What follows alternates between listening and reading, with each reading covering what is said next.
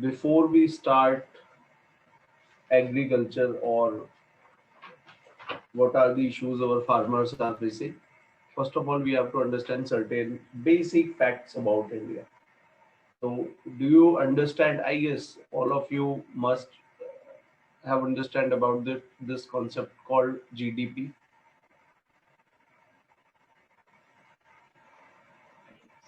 Yes, sir.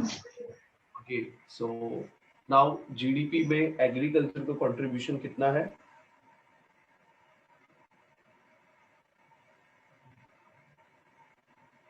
बहुत basic सा question है.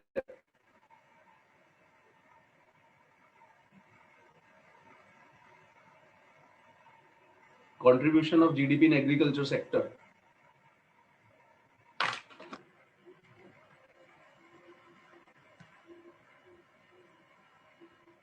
मतलब बताना नहीं है या पता है?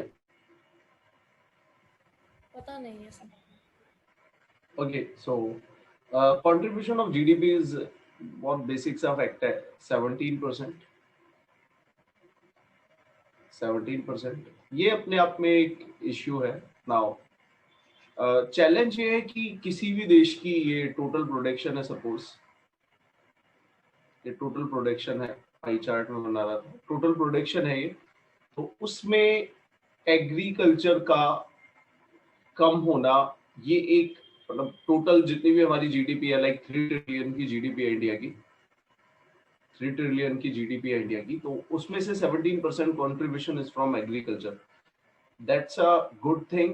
और क्या हम एस्पायर करें, इसे इंक्रीज करने की कोशिश करें, और क्या होगा इसमें आप कुछ बताना चाहें तो?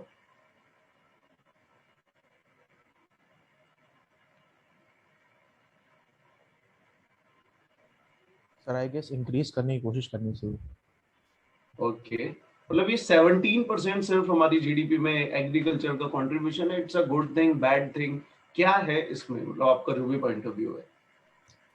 सर इंडिया में एग्रीकल्चर में एम्प्लॉयमेंट ज़्यादा है, उस हिसाब से कंट्रीब्यूशन कम है.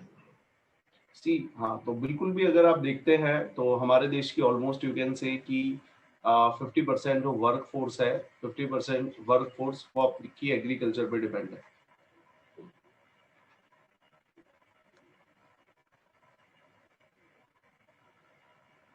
Agriculture and allied sectors. यहाँ पे मैं आपको बताता हूँ, एक देश पहले होता है आपका पुअर कंट्री होता है, और एलडीसी होता है, लीस्ट डेवलप कंट्री होता है. जैसे जैसे वो डेवलपमेंट के पैरामीटर्स पे बढ़ता है, जैसे जैसे वो एक डेवलप कंट्री होने की डायरेक्शन में जाता है,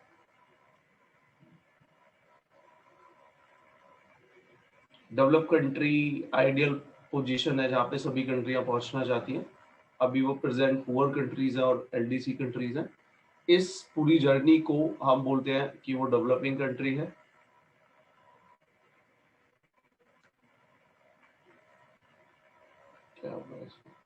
डेवलपिंग कंट्री है. नाउ यहाँ पे भी बहुत सारे पर कैपिटा इनकम डिफाइन होते हैं. You can say low income country है, मिडिल इनकम कंट्री है, या हाई इनकम कंट्री है.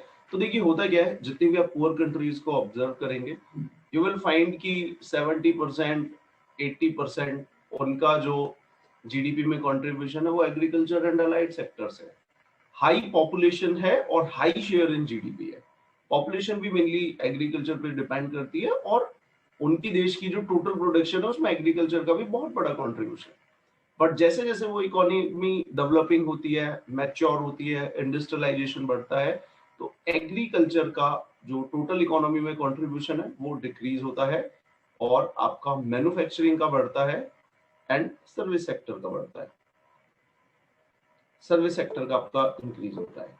और अगर आप पूरा डेवलप कंट्रीज की तरफ देखें तो आप किसी भी डेवलप कंट्री को उठाएं, फॉर एग्जांपल यूएसए या लेट्स से ब्रिटेन या Japan, Germany, any other country, you will find कि उनका सिर्फ 2-3% जो टोटल इकोनॉमी है, 2 या 3% वो एग्रीकल्चर से आता है. तो यहाँ पे एक आपको ये चीज देखना है कि अगर आपके देश की टोटल इकोनॉमी में जीडीपी का एग्रीकल्चर का कंट्रीब्यूशन कम है, सो ये कोई बेकार बात नहीं है, ये अच्छी बात है. बट आपको ये चीज मेक श्योर करनी है, सी एक कंट्री ये चाहती है कि उसकी टोटल इकोनॉमी में एग्रीकल्चर का कंट्रीब्यूशन कम हो, मैन्युफैक्चरिंग से ज्यादा है, सर्विस सेक्टर से ज्यादा है, इसमें कोई गलत बात नहीं है, इवन ये अच्छा है इनफैक्ट, और ये होता भी है। बट यहाँ पे आपको ये याद रखना है कि एग्रीकल्चर सेक्टर का ग्रोथ रेट क्या है, एग्रीकल्चर सेक्टर का ग्रोथ रेट क्या है। अगर आपकी देश की इकोनॉमी 3 ट्रिलियन की है तो उसमें चाहे एग्रीकल्चर की प्रोडक्शन सिर्फ 200 बिलियन की हो, कोई इशू नहीं है, लेकिन ये 200 बिलियन की प्रोडक्शन किस रेट से ग्रो हो रही है, इसमें 5 या 6% का ग्रोथ रेट है या नहीं, ये आपको ध्यान में देना है। तो 17% है, कोई दिक्कत की बात नहीं है, बट होता क्या है, अब आप बाकी देखेंगे, बाकी 60% हमारे देश का आ रहा है सर्विस सेक्टर से, और रिमेनिंग आपका 33 आ रहा है, यू कैन से 23 आपका आ रहा है मैन्युफैक्चरिंग सेक्टर से। तो यू विल फाइंड कि सर्विस सेक्टर का ग्रोथ रेट तो 10% है। तो जो लोग सर्विस सेक्टर में लगे हुए हैं उनकी इनकम 10% के रेट से ग्रो हो रही है। एंड इवन अगर आप हमारे देश की इकोनॉमिक ग्रोथ का गोल्डन पीरियड देखेंगे फ्रॉम 2004 टू 2008, वहां पे सर्विस सेक्टर का ग्रोथ रेट 13, 14, 15% था। तो जो लोग सर्विस सेक्टर में लगे हुए हैं उनकी इनकम का growth rate is in 2 digits, manufacturing भी 9-10% के रेट से ग्रो कर रहा है, लेकिन एग्रीकल्चर आपका सिर्फ 2 या 3% के रेट से ग्रो कर रहा है। तो टोटल देश की इकोनॉमी में एग्रीकल्चर का कितना कंट्रीब्यूशन है वो कम हो चलेगा, क्योंकि वो कम रिफ्लेक्ट करता है कि इस देश की मैन्युफैक्चरिंग मैच्योर हो गई है, सर्विस सेक्टर मैच्योर हो गया है, बट वो कम तो होगा धीरे धीरे, बट उसका growth rate should not be वो स्टैग्नेंट नहीं होना चाहिए। यू कैन से कि सर सर्विस सेक्टर का growth rate you will find की 10% है, मैन्युफैक्चरिंग का भी है, तो एग्रीकल्चर का इससे तो कम ही रहेगा, बट थोड़ा अच्छा होना चाहिए 4-5। तो for example India is aspiring, India का जो भी टारगेट है 4% ऑफ जीडीपी ग्रोथ रेट का टारगेट लेते हैं एग्रीकल्चर में, एग्रीकल्चर की जो प्रोडक्शन है वो 4% के रेट से बढ़े। बट अनफॉर्चुनेटली अगर आप 1950 से अब तक का डेटा देखेंगे, सिंस 73 और 75 ईयर का अगर आप डेटा देखेंगे, यू विल फाइंड कि हमारा growth rate on an average 2.2 से 3% के बीच में, 2 से 3% के बीच में। नाउ कैन यू इमेजिन, और एक अगर मैं और यहाँ पे एक रेडिकल फैक्ट बताऊं, 1950 से लेके अब तक अगर आप एवरेज इन्फ्लेशन देखेंगे तो वो भी 4 या 5% है, 4 या 5%। ये फैक्ट रिफ्लेक्ट करता है कि the average rate of inflation is more than the average rate of growth in agriculture sector. यानी कि जो लोग एग्रीकल्चर में लगे हुए हैं उनके जितने खर्चे बढ़ रहे हैं और उतनी उनका इनकम कवर नहीं कर पा रही है। आई गेस ये थोड़ा सा आपको समझ में आया होगा, टेक्निकल था थोड़ा, बट वेरी इंटरेस्टिंग है।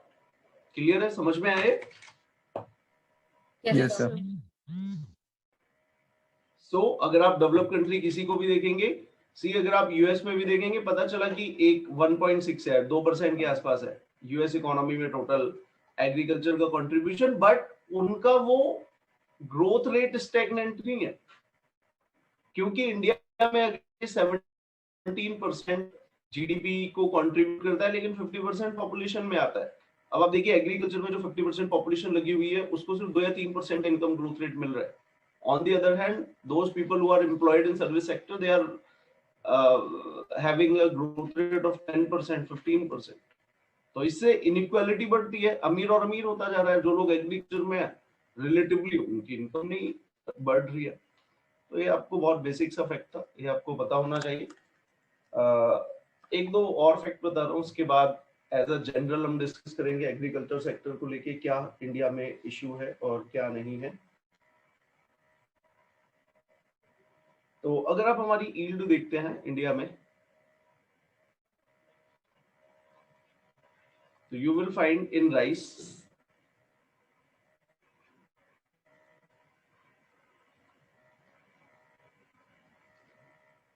में अगर आप कंपेयर करते हैं तो यहाँ पे आपको मिलेगा जो हमारी एवरेज यील्ड है, एवरेज कंट्री की यील्ड है, वो है आपकी 50% ऑफ चाइना। चाइना एक अच्छा एग्जांपल है, प्लस इसमें भी रीजनल वेरिएशन है, रीजनल वेरिएशन है। देखिए ये मैं फैक्ट आपको अपने आप से डेलिबरेटली बता रहा हूं। अगर आप ऑन एन एवरेज इंडिया की यील्ड देखेंगे तो चाइना से तो 50% ही प्रोड्यूस कर पा रहे हैं, but there is also regional variation. If you find कि rice cultivation in Punjab, so they are very efficient, इनकी यील्ड तो ऑलमोस्ट चाइना के बराबर है, बट अगर आप छत्तीसगढ़ बिहार देखें तो वहां पे यील्ड बहुत कम है। तो ऐसा नहीं है कि आपके पास टेक्नोलॉजी आपको नहीं पता है, आपका एक सर्टेन इलाका हाई यील्ड से प्रोड्यूस कर पा रहा है, दूसरा इलाका प्रोड्यूस नहीं कर पा रहा है। सो डेफिनेटली इसके पीछे रीजन हो सकते हैं, आपका पॉलिसी मिसमैच हो सकता है, आपका पॉलिसी मिसमैच हो सकता है, रिसोर्सेज को लेके आप बोल सकते हैं रिसोर्सेज डेफिसिट आपके हो सकते हैं दूसरे इलाके में। पर इंडिया में रीवेरिएशन को याद रखना है, कुछ इलाकों में यील्ड बहुत अच्छी है, like Punjab and Haryana.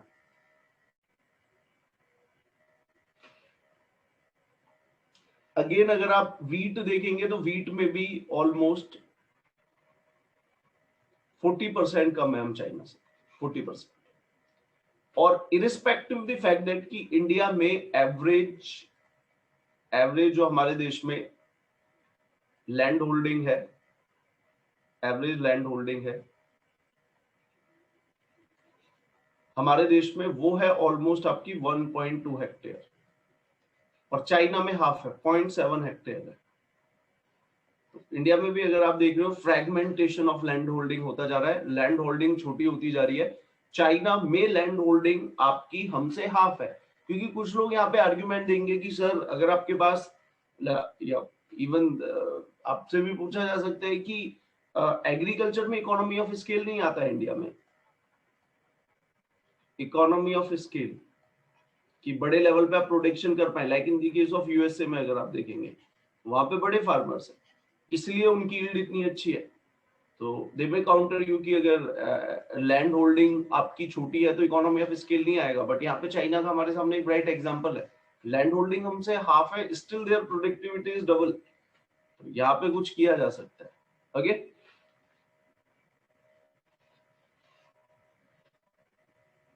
Now again ये बेसिक फैक्ट तो मैंने आपको बताया ही हुआ है, कभी और बताऊंगा कि कितने परसेंट इरिगेशन कहाँ कहाँ से आता है, मैनी अ टाइम ये हमने डिस्कस किया हुआ है। यहाँ पे मैं आपको एक चीज बता रहा हूँ कि अगर आप हमारे देश के हॉर्टिकल्चर को देखें,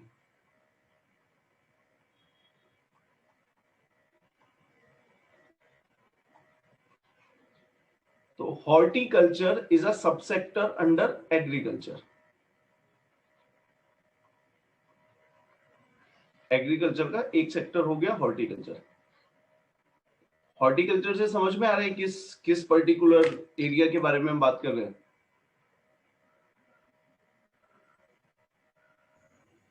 Yes, the fruits, flowers, vegetables. ठीक है, तो देखिए आप ये कितना एक हॉर्टिकल्चर सेक्टर एक ऐसा सेक्टर है जिसको हम यूटिलाइज नहीं कर पाए। हमारे देश की अगर आप टोटल जो नेट एरिया है, ग्रोन एरिया है एग्रीकल्चर का, सिर्फ 16% पे हम हॉर्टिकल्चर प्रोड्यूस करते हैं। लेकिन एग्रीकल्चर की जो टोटल प्रोडक्शन है अगर आप उसकी वर्थ देखें तो 33% of agriculture GDP, agriculture GDP ये आपका आता है हॉर्टिकल्चर सेक्टर से। तो 16% लैंड पे ग्रो किया जाता है, लेकिन 33% इसकी इकोनॉमिक वैल्यू है, तो आप इसको यूटिलाइज कर सकते हैं। नाउ अगर आप देखें तो बाकी हम 84% पे 84% लैंड पे जो भी हम प्रोड्यूस करते हैं उसकी इकोनॉमिक वैल्यू जो 66% है। तो ये एक हाई यील्ड सेक्टर है, अच्छे आपको रिटर्न देता है, और इंडिया में अंडर यूटिलाइज्ड है। फूड प्रोसेसिंग सेक्टर बिल्कुल भी डेवलप नहीं है, तो ये आपको याद रखना है। हॉर्टिकल्चरल सेक्टर तो अभी गवर्नमेंट इन्हीं सेक्टरों पे थोड़ा सा डायरेक्ट करने की कोशिश कर रही है, कि हमारे देश में farmers are obsessed with wheat and rice. इसमें आपको पता ही है क्योंकि इस पे गारंटेड एमएसपी मिलती है और फार्मर्स रिस्क लेना नहीं चाहता। डेफिनेटली गवर्नमेंट की पॉलिसीज भी उस पर रिस्पॉन्सिबल है। ठीक है, तो अभी हम बात करेंगे, ये दो तीन मैं आपको एक बेसिक से फैक्ट्स बताना चाह रहा था, सो दैट इससे पहले आप एक एवरेज लेवल ऑफ डिस्कशन कर पाए। सो अभी प्रेजेंट इश्यूज क्या क्या है हमारे सामने फार्मर्स को लेके, प्रेजेंट इश्यूज एग्रीकल्चर अभी क्या क्या फेस कर रहा है, और यहाँ पे हर एक इश्यू के पीछे आपको सॉल्यूशन भी देखना है।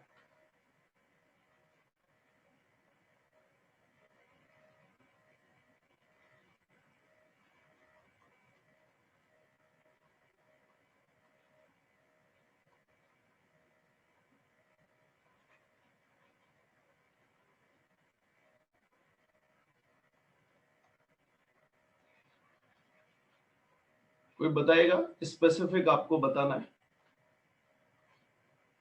बताइए।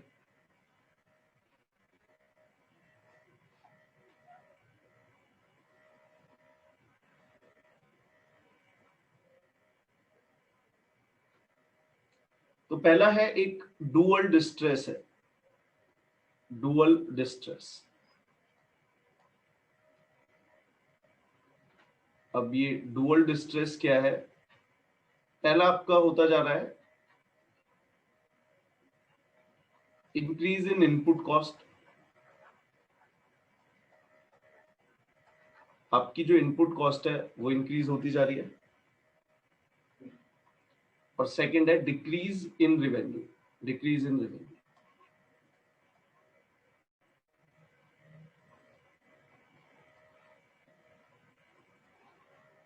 तो फार्मर्स की जितनी भी इनपुट कॉस्ट है, इनपुट की डायमेंशन में अगर आप देखें तो फार्मर्स का इनपुट कॉस्ट बढ़ती जा रही है। For example let's say water, water expensive होता जा रहा है, नॉट इन टर्म्स ऑफ की नाउ वाटर फार्मर कैसे एक्सेस कर रहा है, वाटर फार्मर कैसे एक्सेस कर रहा है, या तो रेनफॉल होगा,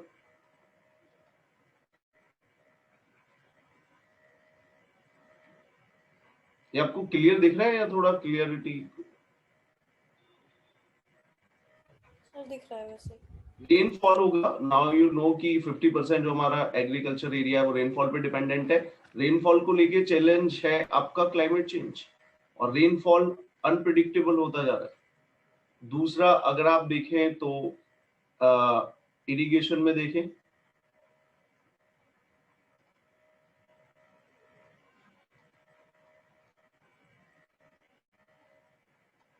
इरिगेशन में अगर आप ग्राउंड वाटर देखें, क्योंकि मेनली इरिगेशन में फार्मर्स के पास पानी वैसे नहीं पहुंच रहा है, ग्राउंड वाटर के द्वारा ही हो रहा है। तो यहाँ पे क्या हो रहा है, अगर आप पंजाब एंड हरियाणा को ऑब्जर्व करेंगे तो ग्राउंड वाटर आपका डिप्लीट होता जा रहा है।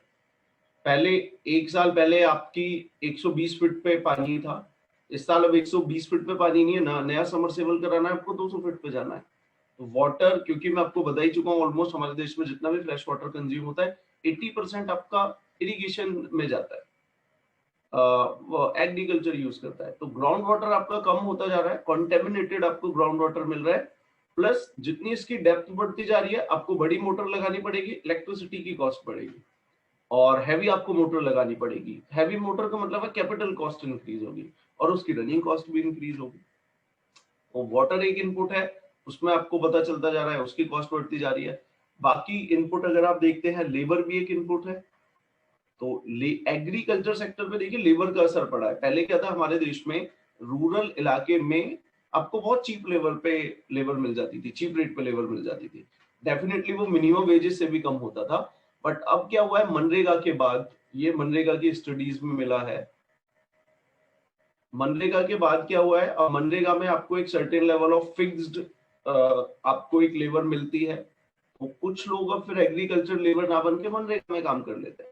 तो मनरेगा की आने की वजह से एग्रीकल्चर में लेबर शॉर्टेज हो रहा है, और इसलिए अब अगर आप देखेंगे तो अब हमने मनरेगा के कामों को एग्रीकल्चर लेबर के लिए भी ओपन कर दिया, थोड़ा सा रिफॉर्म कर दिया। तो इसके कारण भी लेबर कॉस्ट भी आपकी बढ़ती जा रही है। और अगर आप इनपुट देखेंगे, बाकी इनपुट आप बताइए।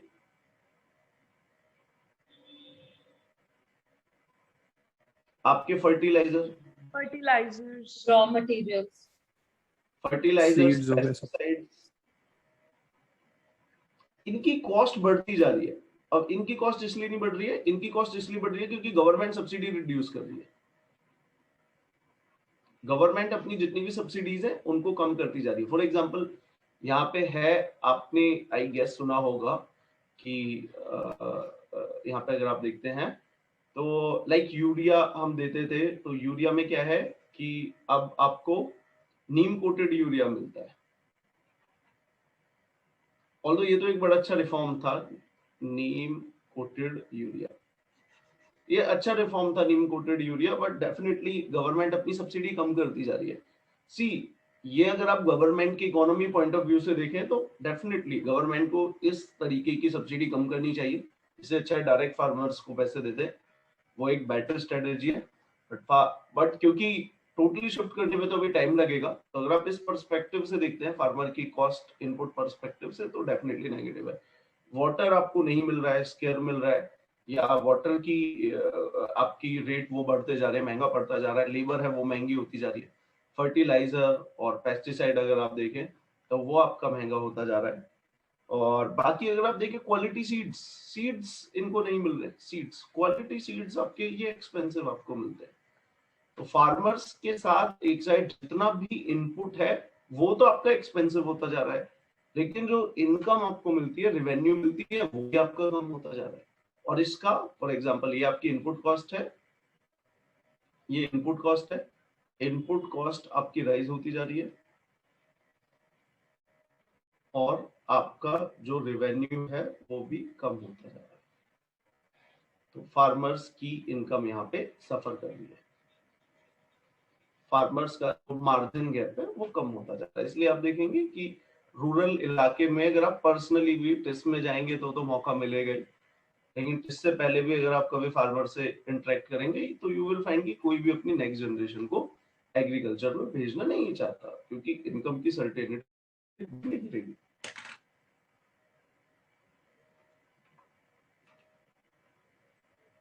ओके, अब रेवेन्यू कैसे इंक्रीज डिक्रीज हो रहा है? तो पहला तो ये कि प्रोडक्टिविटी कम होती जा रही है, ये as a general rule apply नहीं होगा, बट स्पेसिफिक अगर आप देखेंगे तो प्रोडक्शन कम हो जाती है।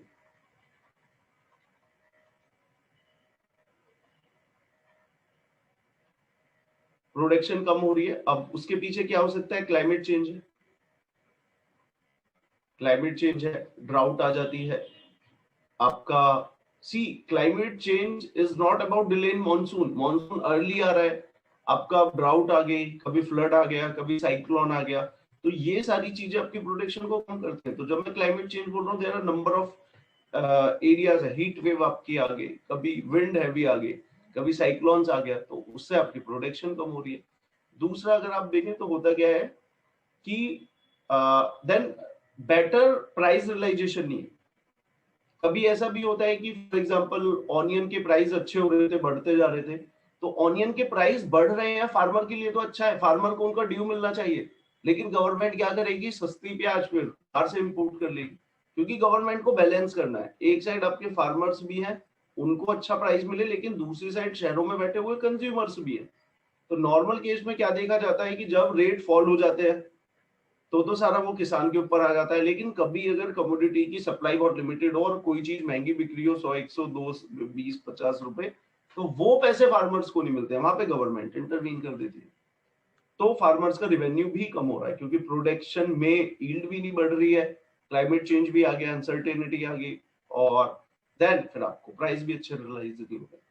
तो देखिए एग्रीकल्चर का जब भी आप सुधार की बात करें, रिफॉर्म की बात करें, तो वो इन्हीं छोटे माइक्रो लेवल पे होगा। वाटर की अवेलेबिलिटी को बढ़ाइए, सस्ते रेट पे वाटर मिले, लेबर में आप कुछ कीजिए, फर्टिलाइजर और पेस्टिसाइड्स का या तो इफिशिएंट, आपको क्या करना है, क्या हो सकता है, आप इफिशिएंट यूज कीजिए, या फिर आप इसके कॉस्ट को कुछ कीजिए, या नई टेक्नोलॉजी आप लेके आइए।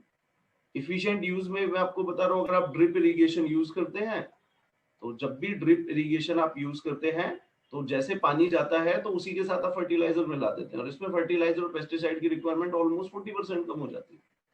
तो आपको ये नई टेक्नोलॉजी इंट्रोड्यूस करनी है, सारा सॉल्यूशन इन माइक्रो पे ही मिलेगा।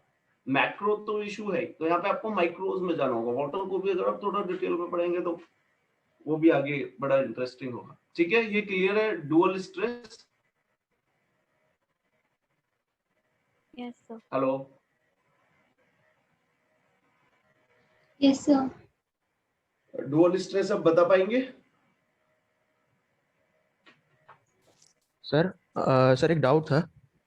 जी सर जैसे आपने कहा कि प्रोडक्शन लो है, बट सर रिसेंटली न्यूज़ में हमने सुना था कि एफसीआई के गोडाउन जो है वो उन्होंने रिकॉर्ड प्रोक्योरमेंट किया है लास्ट ईयर, तो इसका कोई See, रिलेशन है सर आपस में कि मैंने अभी जो बात बोली है वो जैसा मैंने अभी यहाँ पे भी बताया था, तभी मैंने आपको एक्सप्लेन किया था कि एज अ ये क्या हुआ है, ये 15-20% किसी ने बोला है, वो बताना क्या था।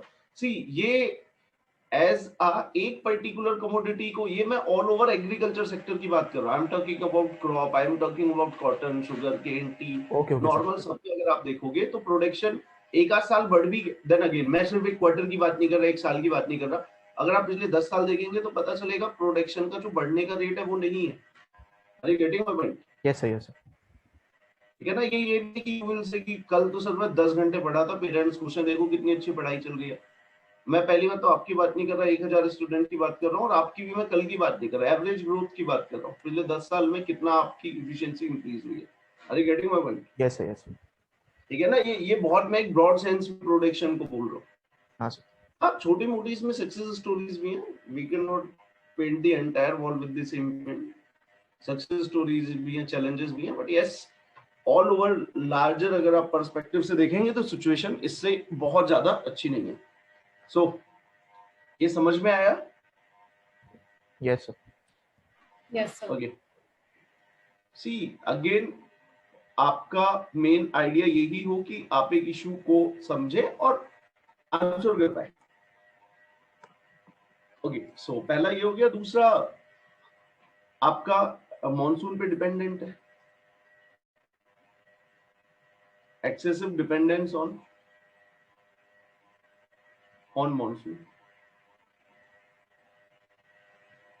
कोई बच्चा बता पाएगा कितने परसेंट हमारे जो भी आज भी नेट कल्टीवेबल एरिया है, कितना परसेंट वो एग्रीकल्चर पे, मॉनसून पे डिपेंड है? Around 60%. बिल्कुल सही है, 60% मॉनसून पे डिपेंड है। और कभी आपकी ड्राउट आ गई, फिर फ्लड आ गया, स्टॉर्म आ गया, हेल स्टॉर्म आ गया, स्नोफॉल हो गया, तो ये सारे रिस्क भी फिर फेस करना। तो 60% सी, आज इस 21st सेंचुरी में भी आपकी एग्रीकल्चर भगवान भरोसे है। कैन यू इमेजिन, आप पिछले 60 साल में ये नहीं कर पाए। वाटर का आपके देश में अच्छा खासा रिसोर्स है, स्टिल आपको भगवान पे रिलाई करना पड़ रहा है। तो 60% ये भी एक मेजर इशू। और ये सिचुएशन आपकी वर्स हो गई ड्यू टू क्लाइमेट चेंज, और क्लाइमेट चेंज की वजह से सिचुएशन वर्स हो गई। तो अगर कोई, किसी ने भी आपसे क्लाइमेट चेंज का क्वेश्चन पूछा है और वो बच्चा एग्रीकल्चर को लिंक ना करे, या किसी ने एग्रीकल्चर में पूछा है क्या इशू है और वो क्लाइमेट चेंज को लिंक ना करे, तो ये मानो उस बच्चे ने होलिस्टिक पिक्चर उसको पता ही नहीं। नाउ अब आपको पता होने वाला है जितनी भी क्लाइमेट चेंज से जितनी भी इफेक्ट होने वाली देश है, उनमें अगर आप टॉप 10 कंट्री लोगे कि जिनमें क्लाइमेट चेंज का, सी वाटर लेवल राइज का, क्लाइमेटिक में जितने भी चेंज हो रहे हैं उसका इफेक्ट होने वाला है, तो आपको पता चलेगा कि टॉप 10 में इंडिया है। इंडिया सबसे वल्नरेबल कंट्री है। प्लस 1.5 बिलियन की पॉपुलेशन है, एवर इंक्रीजिंग पॉपुलेशन है, पता नहीं 2 बिलियन पे जाके रुके, 3 पे जाके रुके। Population growth rate is very high. तो आपकी पॉपुलेशन भी बहुत ज्यादा है, सबसे ज्यादा वल्नरेबल भी है, और सबसे ज्यादा आप गरीब भी हैं, सबसे ज्यादा पुअर भी है। देखो ना, सारा आप गरीब भी हो, उसके बाद आपकी पॉपुलेशन भी इंक्रीज होती जा रही है, और उसके बाद क्लाइमेटिक जितनी भी वल्नरेबिलिटीज है सारी आपको। तो ऐसे में क्लाइमेट चेंज हो रहा है, कैसे आप फूड सिक्योरिटी इंश्योर करेंगे? ये तो इंडिया के लिए मेजर चैलेंज है। क्लाइमेट चेंज का अगर कहीं पे इशू आए, एग्रीकल्चर ना बताओ, या एग्रीकल्चर में आप क्लाइमेट चेंज की डायमेंशन ना डालो, तो ये मानो कि आप इनजस्टिस कर रहे हो, आपने पूरी पिक्चर बताई है। क्लियर है ये? Yes, Yes, sir. sir. ठीक है, अभी सी सॉल्यूशंस आप भी आ सकते हो अगर चाहें, चलो मैं डिस्कस कर लूंगा सॉल्यूशंस भी। और बताइए, और आपको क्या लगता है? नाउ एक और भी है। नाउ इनपुट में अगर आप देखेंगे तो यहाँ पे lack of formal credit,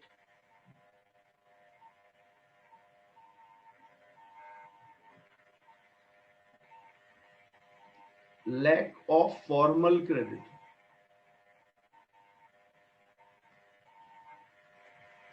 formal credit नहीं मिलता है यहाँ पे। अब ये अपने आप में एक मेजर इशू है। कैसे इशू है, जस्ट आ गया इस बात पे।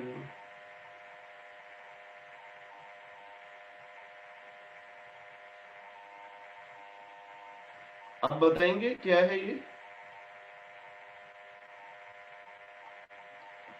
देखिए लैक ऑफ फॉर्मल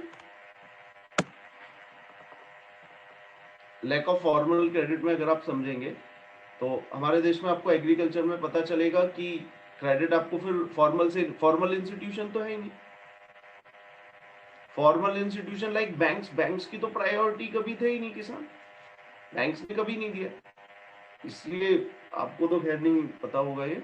तो गवर्नमेंट भी बहुत सारी कोशिश कर रही है कि कैसे आपका गरीब लोगों तक क्रेडिट मिले, और ये सिर्फ एग्रीकल्चर की बात नहीं है, आप किसी भी वल्नरेबल सेक्शन की बात करें, चाहे वो आपके पुअर लोग हों और आपकी वुमेन्स हो, एससी हो, एसटी हो, पर्सन विद डिसेबिलिटी हो या सीनियर सिटीजन हो, तो जितने भी ये आपके प्रायोरिटी वाले लोग हैं जिनको पैसा मिलना चाहिए, जितने भी डिजर्विंग लोग हैं, बैंक इनको पैसा नहीं देते।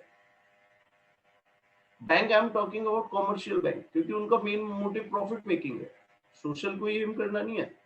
दैट्स व्हाई आप देखिए गवर्नमेंट कॉन्सेप्ट लेके regional rural banks, that's why हम स्कीम लेके आए मुद्रा, और आप देखिए इसमें स्ट्रीट वेंडर्स को आप स्ट्रीट वेंडर्स, देखिए प्रॉब्लम सेम है, प्रॉब्लम है फाइनेंस की। ये अपने आप में एक बड़ा है कि हमारे देश में जो नॉर्मल लोग हैं, छोटे लोग हैं, उनको क्रेडिट नहीं मिलता है। अब वो चाहे एग्रीकल्चर में हो या स्ट्रीट वेंडर हो, कुछ भी हो, किसी स्ट्रीट वेंडर से जाके आप बात करेंगे, पता चल रहा है कि वो 50,000 रुपए इनफॉर्मल से लोन पे ले रहा है, तब अपनी ठेली वेली लगा रहा है, और उसका वो 10% per annum per month interest दे रहा है, महीने एनुअली उसने 100% दे दिया रिटर्न इनफॉर्मल से। तो लैक ऑफ फॉर्मल क्रेडिट अपने आप में एक चैलेंज है। अगर आप फॉर्मल क्रेडिट देते हैं तो उससे क्या होता है कि सस्ते रेट पे क्रेडिट मिलता है, और आपका सोशल जो प्राउड है वो भी नहीं जाता है।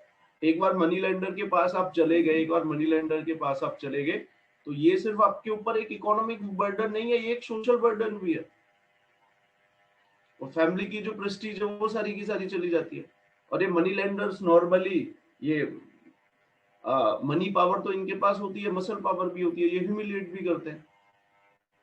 और एक बार अगर आप मनी लेंडर के पास चले गए तो स्टडी ये बताती है कि हमारे देश में वो व्यक्ति फिर वापस निकलता नहीं, कहीं पे ही वो इंटरेस्ट ऑन इंटरेस्ट में फंस जाता है।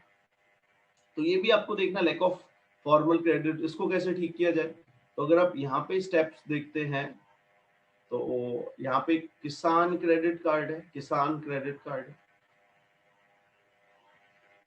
किसान क्रेडिट कार्ड है, यहाँ पे केसीसी है, एक ये हो गया। दूसरा अगर आप देखेंगे कि अभी बजट की क्लासेस में मैंने बताया था, किसान के पास दूसरी एसेट होती है लैंड।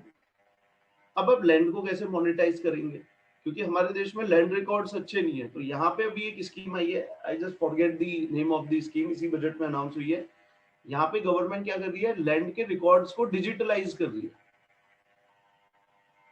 तो इससे क्या होगा, फार्मर अपनी लैंड को एज अ कोलेटरल अच्छे से यूज कर पाएगा, तो जो फॉर्मल लैंडिंग है वो स्टार्ट हो जाएगी। तो ये किसान क्रेडिट कार्ड है, और आपकी लैंड को हम डिजिटलाइज करने की कोशिश कर रहे हैं सो दैट एक कोलेटरल इंक्रीज हो। उसके बाद अगर आप देखेंगे तो जनधन अकाउंट भी है, Jan Dhan account. But sir ये क्रेडिट कार्ड वाला कुछ अजीब नहीं रहेगा सर, क्योंकि अगर कोई पुअर फार्मर है तो वो क्या ही यूज करेगा ऊपर से साथ में। जैसे केसीसी वाला जो ये स्कीम है वो तो वापस से फिर सर ऐसे सेक्टर ही डिवाइड कर देगा ना, कि जो लोग क्रेडिट कार्ड्स यूज कर सकते हैं या जिनको ज्यादा नॉलेज है वही करेंगे, ज्यादातर पुअर और मार्जिनल वाले लोगों को तो नॉलेज भी नहीं होगा। बना हुआ है इसकी इम्प्लीमेंटेशन इफेक्टिव आ रही है। एक और चीज आप ध्यान दीजिए, कभी भी ये एक नॉर्मली आपको याद रखना है कि कोई भी आप कॉन्सेप्ट लेके आइए, कोई भी आप सॉल्यूशन लेके आइए, वो सॉल्यूशन परफेक्ट नहीं होगा, उसमें कुछ इश्यूज होंगे। इश्यूज को आइडेंटिफाई कीजिए और उनको टारगेट करने की कोशिश कीजिए, रादर की बोल दो अच्छा ये भी मत करो। सो यस, केसीसी में यू आर सेइंग कि फार्मर अनअवेयर है, अनएजुकेटेड है, कैसे यूज करेगा, दैट्स अ लेजिटिमेट इशू, वो ठीक करने हैं। बट ये कॉन्सेप्ट तो बुरा नहीं है कि इनको केसीसी पे 6% से भी कम पे इंटरेस्ट रेट मिल जाता है, फिर आपको लोन मिल जाता है, और आपको क्या होता है कि आपकी लिमिट बन गई, लेट से 2 लाख रुपए की आपकी लिमिट बन गई, और इसमें भी लैंड तो कोलेटरल होती है, ऐसे नहीं बनता है, लैंड कोलेटरल होती है। तो 2 लाख की लिमिट बन गई, आप पैसे लेते रहो डालते रहो, पैसे लेते रहो डालते रहो, रिवर्स आप करते रहो ट्रांजेक्शन, लिमिट बढ़ती जाएगी, और इंटरेस्ट रेट सब्सिडाइज है, so you cannot challenge the concept कि हाँ इसमें इश्यूज ढूंढो, कॉन्सेप्ट अच्छा। कई बार ऐसा होता है कि ये आप ही लोगों से डिस्कशंस में, इंटरव्यूज में आप गलती कर देते हो कि ये भी ऐसा है, इसमें बहुत सारे इश्यूज है। कोई भी आप, अब लैंड भी डिजिटलाइज हो रही है, इसमें भी कई सारे इश्यूज हैं, बट कॉन्सेप्ट तो अच्छा है। Are you getting my point? मैं क्या कहने की कोशिश कर रहा हूँ? Yes sir, yes sir. See like automation, कुछ लोग बोलते हैं e cars, automatic cars India में आनी चाहिए, नहीं आनी चाहिए? यस आनी चाहिए, बट लाइक नितिन गडकरी ने एक इंटरव्यू में भी बोला था कि country like India which labour surplus, अगर आप वहां पे ऑटोमेटिक कारें, पहली बात तो अभी हमारे देश का इंफ्रास्ट्रक्चर ही नहीं है जो ऑटोमेटिक कार्स को एब्जॉर्ब कर पाए, हमारे देश का इंफ्रास्ट्रक्चर ही नहीं, बट स्टिल चलो हम पॉजिटिवली बोल भी दे कि भैया हम लेके भी आ रहे हैं, तो फिर भी एक country like India with 1.5 billion projected population होने वाली है 2030 में, लेबर सरप्लस कंट्री है, can be afford electric cars? Large number of job loss होगा, डेफिनेटली नहीं कर सकते, बट सर कॉन्सेप्ट अच्छा करना पड़ेगा आपको। यस कुछ ऐसा निकालना पड़ेगा कि वो रेडिकली लेबर को सब्स्टिट्यूट ना कर दे, तो धीरे धीरे करके स्टेप बेसिस पे लाएंगे, सिटीज में लाएंगे, कुछ करना पड़ेगा, बट यू कैन नॉट से कि नहीं भैया हम तो खुद ही चलाएंगे, ठीक है ना? इट्स वो सेम ही आर्ग्यूमेंट है कि हम कंप्यूटर से कैलकुलेशन नहीं करेंगे, हम 10 लोगों को बैठाएंगे और वो जोड़ते रहेंगे, 2 + 2 4, 4 + 4 6, लेकिन कंप्यूटर से कैलकुलेशन नहीं करेंगे। So that's not a valid argument. तो किसी पे भी अगर आप लाइक ऑटोमेशन आपका आ रहा है, आर्टिफिशियल इंटेलिजेंस आ रहा है, मशीन लर्निंग आ रहा है, so in that case a country like India with a huge population, हम क्या करें सर? जाना तो इस रास्ते पे है, बट इमीडिएटली अगर जाएंगे तो वो सोशली डिसरप्ट कर देगा, तो कुछ ऐसा वे आउट निकालेंगे। क्लियर है सर? हाँ सर। क्या गुड नेम? प्रियांशु राय सर। ओके ओके प्रियांशु, ठीक है। सो ये दूसरा मैंने ये आप नोट कर रहे हैं, क्या कर रहे हैं? मतलब साइड बाय साइड नोट करते जा रहे हैं ना? Yes sir.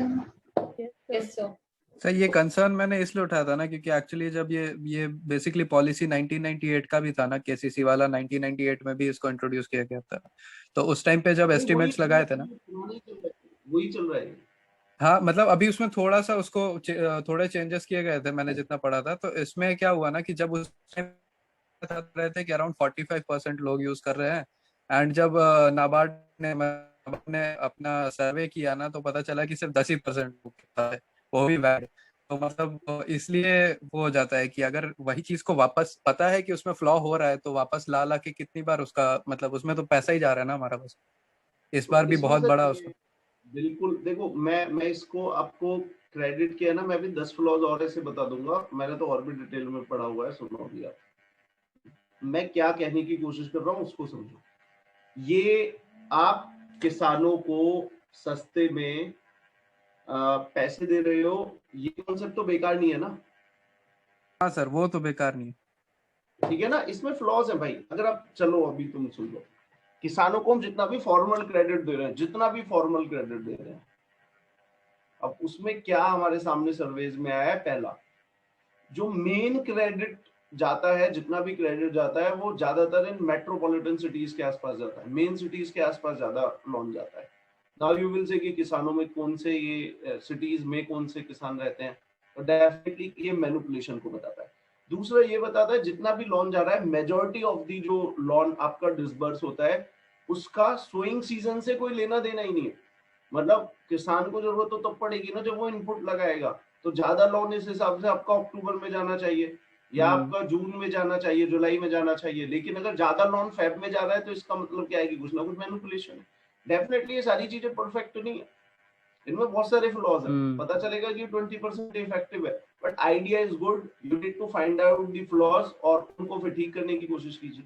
तो आधार जो लेके आ रहे हैं, आइडेंटिटी एश्योर कर रहे हैं, पैन कार्ड से कनेक्ट कर रहे हैं, पासपोर्ट से कनेक्ट कर रहे हैं, बैंक अकाउंट को भी आधार से कनेक्ट कर रहे हैं, तो ये सारे मैनिपुलेशन फिर बंद हो जाएंगे। Okay yes sir. ठीक है ना? तो वो कंसर्न है। इन सब में सर फ्लॉज है। हमारे देश में तो यार आधार कार्ड भी फर्जी बन जाता है, और बताओ, ठीक है ना? तो यस चैलेंजेस हैं। तो क्या क्या आपको बता दिया, ये बताओ मुझे, करंट इश्यूज क्या क्या थे?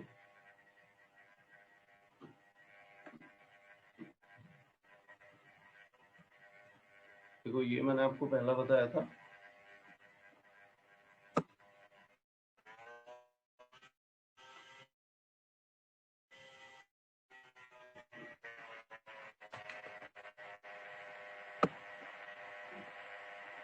डुअल डिस्ट्रेस आपको बता दिया है, फिर एक्सेसिव डिपेंडेंसी ऑन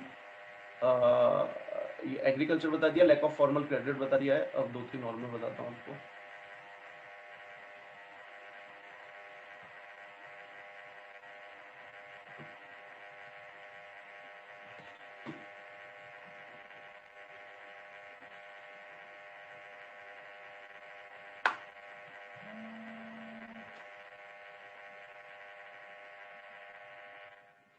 हेलो, अभी थोड़ी देर बाद कॉल करता हूँ।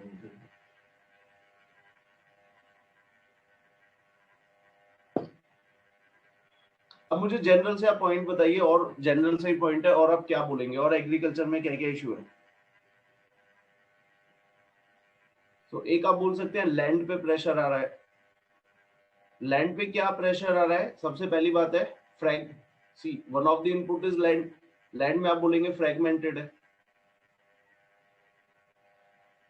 फ्रैगमेंटेड अनवायबल लैंड होल्डिंग है। बाकी बताइए।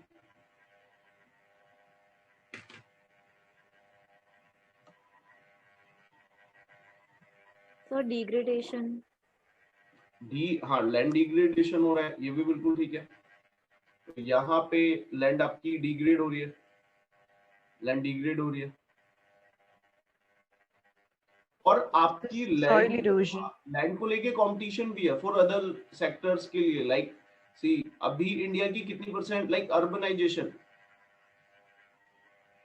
तो अर्बनाइजेशन में क्या हो रहा है, लैंड की बाकी सेक्टर्स में डिमांड बढ़ रही है, land is limited.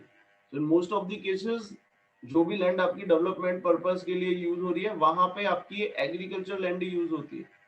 Agriculture land को ही आप डेवलपमेंट पर्पस के लिए यूज करते हो। लाइक जेवर एयरपोर्ट आपका बन रहा है, तो जेवर एयरपोर्ट पे कितनी ज्यादा लैंड जो अभी तक जहाँ पे खेती होती थी, खेत थे प्योर, और सारा इलाका आपका एक कॉन्क्रीट जंगल बन जाएगा। Yes, we need infrastructure, but agriculture perspective से देखें तो लैंड होल्डिंग आपकी कम होती जा रही है, फ्रेगमेंटेड है सर। उसके बाद डीग्रेड होती जा रही है लैंड, बैरन लैंड होती जा रही है, सैलिनाइजेशन बढ़ता जा रहा है, डेजर्टिफिकेशन बढ़ता जा रहा है। आपको याद होगा, आई डो नॉट नो कि कितने लोग हैं, मैंने आपको एक करंट अफेयर्स में बताया था कि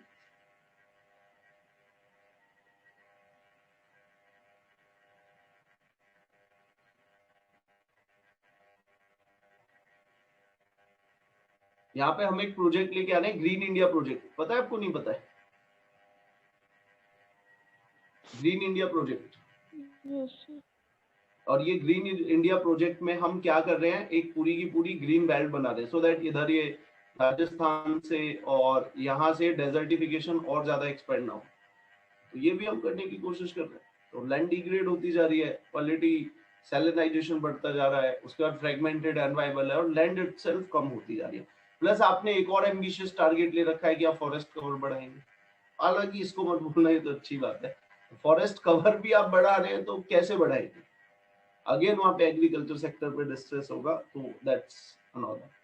सो आपको क्रेडिट लैंड बता दिया, क्रेडिट बता दिया, वाटर आपको बता दिया इरिगेशन से रिलेटेड, देन मार्केटिंग से रिलेटेड भी बता दिया। तो ये सारे मेन इश्यूज हैं जो अभी करंट एग्रीकल्चर सेक्टर फेस कर रहा है। नाउ एक और जो मेन है मुद्दा कि ठीक है, आपने बोला सर सुन के अच्छा लगा कि ये इशू है। Now what are the consequences, क्या है इस एग्रीकल्चर सेक्टर डिस्ट्रेस के? सर एक और प्रॉब्लम है शायद, अगर मतलब मेरे को लगती है कि हमारी जितनी पॉलिसीज होती हैं वो ज्यादातर कंज्यूमर ओरिएंटेड होती हैं। मतलब अगर हम लोग कंज्यूमर्स हैं तो हमारे ओरिएंटेड ही रहती हैं, फार्मर्स ज्यादा ओरिएंट नहीं करते। ये आर्ग्यूमेंट बोल सकते हो, बट बैक करना पड़ेगा। ठीक है, मतलब सी हर एक सरकार को बैलेंस करना पड़ता है between two competitive interest. You have to also pacify the customers also as well as the farmers also, but you are saying कि pro customers है, pro consumers है, तो ये मत बोलना, बट ये बोलना कि थोड़ा एग्रीकल्चर पे कम ध्यान देगा, वो ज्यादा सही रहेगा। ठीक है? Okay sir. हो सकता है स्पेसिफिक तो ऐसा इंसिडेंट मिल ही जाएगा। सी देखो एक चीज है, एक तो होता है कि आप एक किसी छोटे से इंसिडेंट को लेके उसको जनरलाइज करने की कोशिश कर रहे हो, वो भी नहीं करना है। यू विल से कि नहीं सर मैंने परसों एक मेरे पड़ोस वाला एक फार्मर है, देखा है कि वो तो लोन लेके मतलब दारू पी गया, क्रेडिट मत दो, तो वो एक छोटा सा इंसिडेंट था, ऐसा हो सकता है। फार्मर्स हमारे देश में तो क्या करते हैं, केसीसी पे पैसा लेते हैं और उल्टा डिपॉजिट में जमा कर देते हैं, केसीसी पे पैसा लेके घर बना लेते हैं, शादियों में खर्च कर देते हैं। दीज आर ऑल्सो इश्यूज, ये फैक्चुअली बात है, सही बात है, बट अब उसको लेके तुम कहीं पे आके बोलो कि नहीं सर मैंने देखा था, तो तुम एक बहुत छोटे से माइन्यूट से डेटा को लेके उसको जनरलाइज करने की कोशिश कर रहे हो, ये नहीं करना है। बहुत सारे बच्चे ऐसे ही करते हैं। मैं उनको बोलूँ ऐसा इंस्टीट्यूशन जो हमारा पुलिसिंग है सबसे कॉम्पिटिटिव इंस्टीट्यूशन है, बट उसको सबसे कम रिस्पेक्ट मिलती है और रिलेटिवली कम करप्ट है, वो कह रहा है नहीं सर परसों ही मेरे से पैसे लिए। होता है ऐसा, तो आपको एक छोटे इंसिडेंट को लेके जनरलाइज नहीं करना, एक्सेप्शंस है तो वो थोड़ा सा ध्यान देना है, कम से कम 20-30-40% मेजर जब तक ना हो नहीं बोलना। ओके सी आपके देश की, हमारे देश में देखो क्या क्या मेजोरिटीज है, फार्मर्स मेजोरिटी में, वुमेन्स मेजोरिटी में, लेबर मेजोरिटी में, स्टूडेंट मेजोरिटी में, तो देश की अगर 50% पॉपुलेशन को पे कोई इफेक्ट होगा, वो खुश नहीं है, तो उसके मेजर कॉन्सिक्वेंसेस होंगे। व्हाट आर द कॉन्सिक्वेंसेस बताओ, ये अब आप ही को बताना है, मैं नहीं बताऊंगा, बताइए।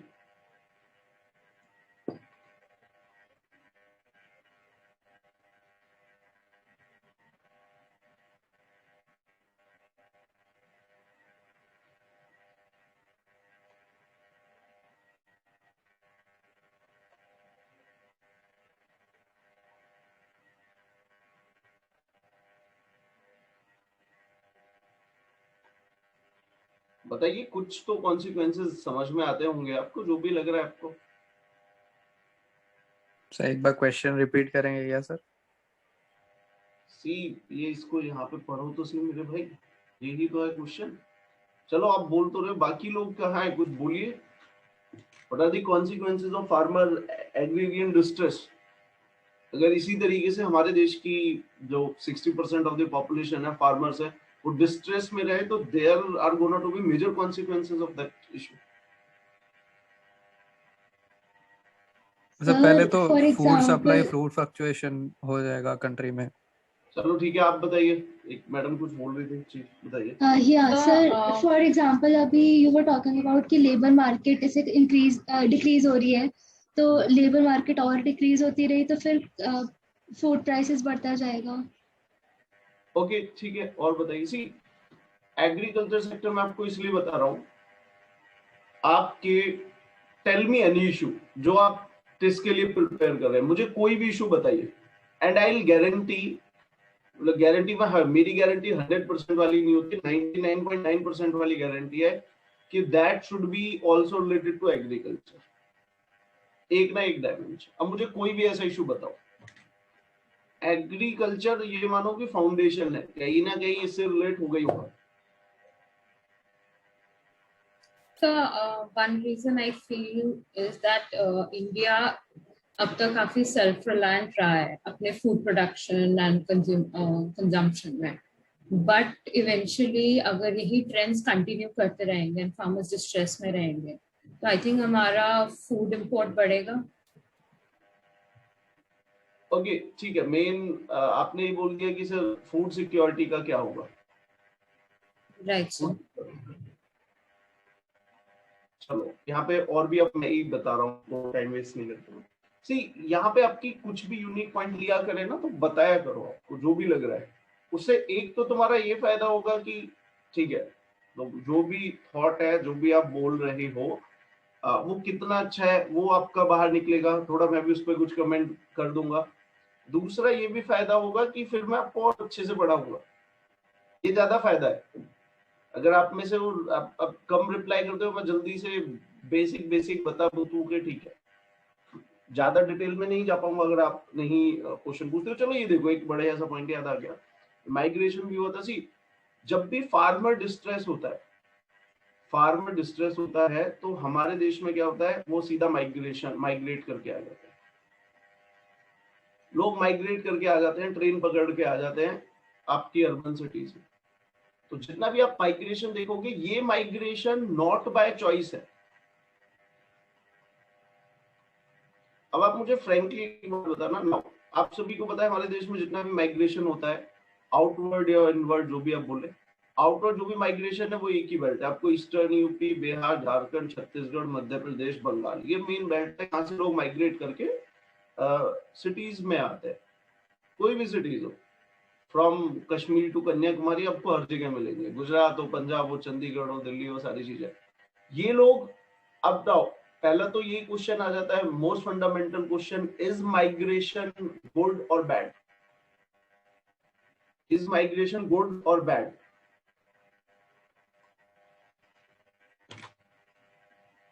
Bad, sir. They're good for the individual but bad for society. Sir अगर चॉइस से हो तो गुड है, वैसे भी मतलब माइग्रेशन डेवलपमेंट का इंटीग्रल पार्ट है। बहुत इन्होंने जिस भी इस भाई ने बात बोली है, उन्होंने मेन बात बोल दी। यहाँ पे अगर माइग्रेशन बाय चॉइस है, आप बेटर अपॉर्चुनिटीज के लिए सिटीज में आ रहे हो, आप अपने आप को और फर्दर एनहेंस करने के लिए, अपनी अपॉर्चुनिटीज को बढ़ाने के लिए, अपना क्वालिटेटिवली अगर आप चेंज लाने के लिए इंडिया में कहीं और माइग्रेट करना चाह रहे हो, even global citizen, good. But if it is forced,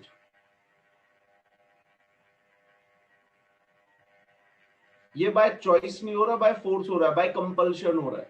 और इंडिया में 99% यही हो रहा है। सी, आप किसी लेबर वाले व्यक्ति से बात कर रहे हैं जो रिक्शा चला रहा है, मोस्ट प्रोबेबली वो यहाँ से ही होगा, इन्हीं 4-5 राज्यों से होगा दिल्ली में। कभी उससे जाके बात करें कि सर कितने बजे आ रहे हैं दिल्ली में, वो अपनी पूरी फैमिली को छोड़ के वहां पे बैठे हैं। एंड ट्रस्ट मी, सी, ये आपको एक और मतलब, ठीक है ऑनलाइन ये जा रहा है, तब ये वाली आपको बात बोल रहा हूँ कि it is a failure of urban society also. ये हमारा एक सोशल लेवल पे फेलियर था कि ये लोग जब यहाँ पे आए, अपना घर छोड़ के आते हैं, परिवार छोड़ के आते हैं, अपनी सोसाइटी का स्ट्रक्चर छोड़ के आते हैं, और यहाँ जब ये लोग आके रहते हैं, इन लोगों को बाहर जो लोग जितने भी माइग्रेट करके आते हैं, सिटीज के लोगों पे इतना भी ट्रस्ट नहीं आया कि अगर कोई हम क्राइसिस फेस करेंगे तो लोग हमारी हेल्प करेंगे। जैसे ही क्राइसिस आया, इन लोगों ने वापस विलेज में जाना प्रेफर करा, कंपेयर टू कि यहाँ पे रहेंगे तो लोग नहीं, खाना पीना तो हमें देते ही रहेंगे। So that's also a failure of a society. जो लोग अपना घर बार छोड़ के आपकी इकोनॉमी में कंट्रीब्यूट करने के लिए शहरों में आए हुए हैं, थोड़ा सा स्ट्रेस आया तो आपकी स्ट्रेस को कम करने की, स्ट्रेस को झेलने का जो आपको बफर है वो रहा ही नहीं, और ये लोग सीधा माइग्रेट करके वापस पहुंच गए। ये पूरा 2020 में मेजर मुद्दा उठा था कि कोविड के ह्यूज माइग्रेशन ने हमारा जो सोशल कैपिटल है उसको बता दिया कि सोशल कैपिटल क्या है, कुछ नहीं है। उनसे पूछिए आप, इन लोगों के इंटरव्यू भी देखे कि ये लोग बोल रहे हैं सर गांव में जाएंगे तो खाना तो मिल जाएगा, यहाँ तो उसकी भी एश्योरिटी नहीं। तो ऐसा ये अब एक इकोनॉमिक इशू नहीं रहा है। इसी पॉवर्टी एक इकोनॉमिक इशू नहीं है, हंगर इज इकोनॉमिक इशू नहीं है। जिस भी समाज में अगर दिल्ली में 5% लोग भूखे पेट सोते हैं तो ये एक इकोनॉमिक इशू नहीं है। ये 95% आपकी पॉपुलेशन है ना, वो इथिकली डेड हो चुकी है, वो बचा ही नहीं है। ठीक है, तो बहुत सारे ऐसे देश हैं जो रिलेटिवली पुअर हैं, लेकिन वहां पे इतना अच्छा सोशल कैपिटल है कि जो 95% जो वेल टू डू ऑफ है, they will do anything but भूखा नहीं जाने देंगे। सोशल इंस्टीट्यूशंस इतने स्ट्रांग है। बट अगर दिल्ली में भी लोग आपके रात को भूखे पेट सो रहे हैं तो ये नो मोर अ गवर्नमेंटल इशू, आपकी सोसाइटी करप्ट हो चुकी है, एथिक्स बचे नहीं है, मॉरलिटी बची नहीं। तो ये पूरा ये सोसाइटल इशू भी है। ये समझ रहे हो मैं क्या बोल रहा हूँ? Yes sir. सो मेरा एक क्वेश्चन है। सो आप जो मुझे आपकी बात समझ आया कि आप ये कह रहे हैं कि जो माइग्रेंट वर्कर्स हैं they are different from maybe other labor workers because वो एक invisible labor class है and उनके issues हमें as such उतने नहीं दिखते हैं। But are there any government schemes that exist specifically for migrant laborers? See, अभी कुछ नहीं है। इवन हमारे पास तो डेटा भी लेटेस्ट डेटा नहीं है। अभी ये सारी बातें इतना उठ के सामने आई थी जब ये सारा कोविड हुआ था, हमारे पास कोई एक डेटा बैंक भी नहीं है जो अच्छा डेटा तो बता सके कि कितने लोग रियल टाइम बेसिस पे माइग्रेट कर रहे हैं। कोई डेटा नहीं है। अकॉर्डिंग टू 2011 सेंसस वो कुछ और बोल रहा है कि भैया इतने लोग माइग्रेशन करें। ऐसी जब भी आप अपने एक इलाके को छोड़ के जा रहे हो, देखो अभी आप एक चीज करना, ये नॉर्मली है ना, ये थोड़ा सा अच्छा होता है। अब इसके लिए भी जा रहे हैं, बहुत सारे इश्यूज है, 50-60 इश्यूज की लिस्ट बनाए और जरूरी नहीं है जो बेनिफिशियरी है ना, सी सबसे अच्छा किसी भी पॉलिसी का डिफेक्ट वो बेनिफिशियरी बता सकता है। तो ये जो पुअर डिसएडवांटेज लोग हैं जो बेनिफिशियरीज हैं उनसे थोड़ा सा इंटरेक्ट करें। रिक्शे में जा रहे हो 2 मिनट रिक्शे वाले से पूछ लो भैया कैसे हो, कहाँ रहते हो, विलेज में हो, लाइट पहुंच गई, प्रधान आपके खाते में पैसे वैसे आ रहे हैं नहीं आ रहे। तो एक वो जो आपको फीडबैक मिलता है दैट इज अनपैरेलल्ड। आप टेस्ट में जाओगे वो आपको थोड़ी सी थ्योरी पढ़ाएंगे पॉवर्टी ये होता है, गरीबी ऐसे दूर करनी है, 4 देशों ने ये किया है, और उसके बाद फिर आपको 6 महीने के लिए उन्हीं लोगों के बीच में छोड़ देंगे and you will be so surprised कि देखो हमें क्या मिल गया, सारी जन्नत तो यहाँ पे ही थी, सारी अंडरस्टैंडिंग यहाँ पे ही थी, लेकिन वो अंडरस्टैंडिंग अभी भी तुम्हारे आसपास ही घूम रही थी। सो थोड़ा सा इस तरीके से इंटरेक्ट करोगे तो मतलब अच्छा रहेगा, आपको इश्यूज की फंडामेंटल पकड़ रहेगी। तो व्हाट आई एम सेइंग कि अभी हमारे देश की माइग्रेशन पॉलिसीज इवन डेटा ही श्योर नहीं है, डेटा ही नहीं पता। तो पहली फंडामेंटल पॉलिसी फ्लॉ तो यही है कि डेटा ही नहीं पता। फॉरगेट अबाउट कि हम क्या कर रहे हैं। यस, कोविड के बाद ये लाइमलाइट आया, इससे पहले कभी हमने सोचा ही नहीं था, बट अब थोड़ा सा ही हुआ है। नाउ ये माइग्रेशन की मैं आपको बता रहा हूँ। तो माइग्रेशन होता है, लोग नॉट बाय चॉइस नहीं आते हैं, बाय कंपल्शन आते हैं, बाय फोर्स यहाँ पे आते हैं। और इससे इशू क्या होता है कि एक और इशू हो रहा है फेमिनाइजेशन ऑफ एग्रीकल्चर। एग्रीकल्चर में फीमेल का पार्टिसिपेशन बढ़ता जा रहा है, क्योंकि माइग्रेट नॉर्मली मेल करता है, फीमेल आपकी विलेज में रह जाती है, वो फीमेल बेचारी वहां पे एग्रीकल्चर भी कर रही है, तो ये भी एक इशू। ओके, सो एक हो गया माइग्रेशन। और बताइए सी अगेन मेरे पे अगर आप इस छोटे एग्रीकल्चर थे, एग्रीकल्चर की सबसेट हुआ ये, उसका सबसेट माइग्रेशन, माइग्रेशन का सबसेट ये, मैं तो डिटेल में जाते ही जाऊंगा, बट आप मेन अपने पॉइंट्स बनाइए। एक ये हो गया, और बताइए समझ में आ रहा है, कुछ लग रहा है कि क्या कहते हैं, रिलेट कर पा रहे हो आप? हाँ सर। बाकी सर ये मतलब ये वाला पॉइंट सिग्निफिकेंस वाला नहीं है, बट हमारे इंडिया का HDI भी कम हो जाएगा, मतलब क्योंकि इनकम भी कम हो रही है, लाइफ एक्सपेक्टेंसी भी कम हो रही है कि इन्हीं सारी रीजंस की वजह से, स्पेसिफिकली फार्मर्स की, और वो काफ़ी बड़ा ग्रुप है तो इंडिया पे काफ़ी इफेक्ट करता है। और साथ में उनका क्लास ऑफ लिविंग भी कम ही हो रहा है, और भी जितनी सारी एजुकेशन भी नहीं मिल रही है, तो ये सारी चीज़ों की वजह से HDI पे बहुत इफेक्ट होगा। तो ओवरऑल देखा जा सकता है कि डेवलपमेंट भी कम ही हो रहा है। ठीक है, चलो। हाँ नहीं, वो तो ये तो फाउंडेशन है ही। तो एग्रीकल्चर के अगर एग्रीकल्चर सेक्टर में डिस्ट्रेस होगी तो what would be the consequences? पहला होगा माइग्रेशन होगा। अब इंडिया में अगर माइग्रेशन होता है, एक और चीज मैं आपको बता रहा हूँ, अब आपका अर्बन प्लानिंग भी है आपका। अब जिस देश में आपका अनकंट्रोल्ड माइग्रेशन है, uncontrolled migration, just wait for a second.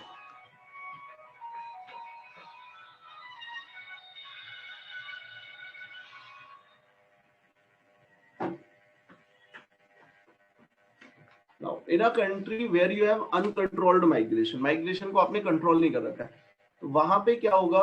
See, in India we have a constitutional right under Article 19. Under Article 19 of Constitution, all the citizens of India have a right to move freely throughout the country, and to reside and to have resident throughout the country in any part of the country. Without any restrictions. Definitely there are certain restrictions, like you cannot say कि मैं तो Siachen glacier पे ही अपना 2 BHK बनाऊंगा. Definitely you cannot do that, but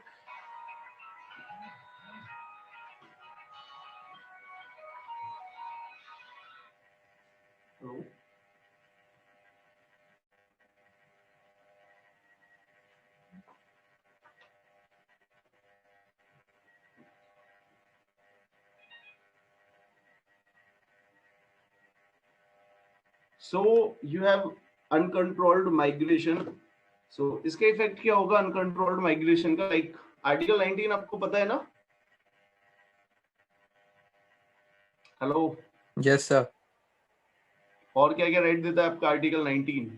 article 19 sir, आप कहीं भी इकट्ठा हो सकते हैं, कहीं भी मूव कर सकते हैं आप, एक कोई भी फॉर्मेशन, लोगों का ग्रुप एसोसिएशन बना सकते हैं, प्रोटेस्ट कर सकते हैं। हाँ, बहुत क्रिटिकल है। Article 19 talks about freedom of speech and expression. Then again job कर सकते हैं कहीं पे भी, ये सब चीजें हाँ, 19 A to G तक। हाँ, Article 19 also in news because it also guarantee right to freedom of profession. Right to freedom of profession. कोई भी profession आप choose कर सकते हैं. And again, right to move and reside freely throughout the country. This is also another right guaranteed by Article 19. So there is uncontrolled migration. So like you are the CM of Delhi, fortunately or unfortunately, suppose करो आप दिल्ली के 2050 का master plan तैयार कर रहे हो कि in 2050 what would be the transportation requirement of Delhi. So you जब आप पॉपुलेशन ही प्रिडिक्ट नहीं कर पाओगे कि 2050 में दिल्ली की पॉपुलेशन क्या होने वाली है, हाउ कैन यू प्लान की कितना ट्रांसपोर्टेशन चाहिए. बिकॉज दिल्ली की तो पॉपुलेशन याद रखोगे, जो माइग्रेशन होगा वो उसको कैसे आप इमेजिन करोगे. इंडिया में फ्री है, मूवमेंट है, कितने भी व्यक्ति आके दिल्ली में रह सकते हैं. तो आप कितना भी इंफ्रास्ट्रक्चर आप क्रिएट कर लीजिए, अगर आपकी सिटीज एक एक्स्ट्रा ऑर्डिनरी वे में ग्रो करेंगी, so they will act as a catalyst और वो पूरा का पूरा लोगों को अट्रैक्ट करेंगे. तो आपकी अर्बनाइजेशन की प्लानिंग होगी नहीं. इसलिए आप देखिए, it is a classic feature of any Indian city कि आपको सिटी मिलेगी और आसपास में स्लम मिलेंगे ही मिलेंगे.